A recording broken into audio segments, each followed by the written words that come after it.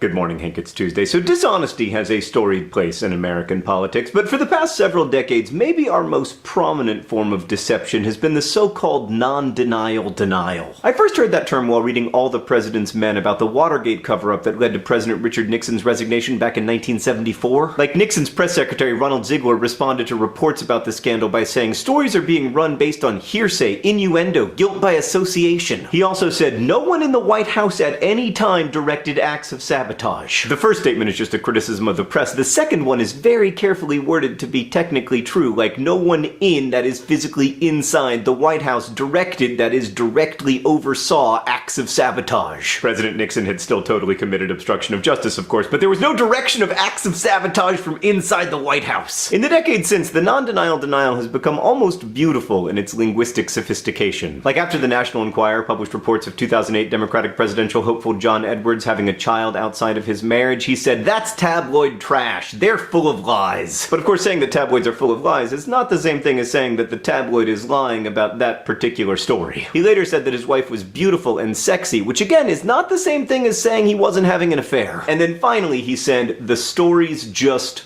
false." False is a word you hear a lot in non-denial denials. It's useful because it's vague. Like, maybe the story is false because you didn't actually have a child with your mistress. Maybe the story is false because the story claimed you met your mistress at noon when in fact it was 12:06. Maybe the most famous example of a non-denial denial came from Bill Clinton, who said, "I did not have sexual relations with that woman, Miss Lewinsky." Now that seemed at first a total unambiguous denial, but it turned out Bill Clinton was using sexual relations to refer to a specific sexual act, and not to, like a sexual relationship. This strategy of narrowing the definition of guilt so much that you are no longer guilty is quite a popular one. Like when CIA Director John Brennan was asked if the CIA was spying on Senate aides investigating the CIA's interrogation techniques, he responded, "As far as the allegation of CIA hacking into Senate computers, nothing could be further from the truth." Because there was no password theft, it didn't meet Brennan's definition of hacking, but other than that, it was completely true. So it could have been further from the truth, because it was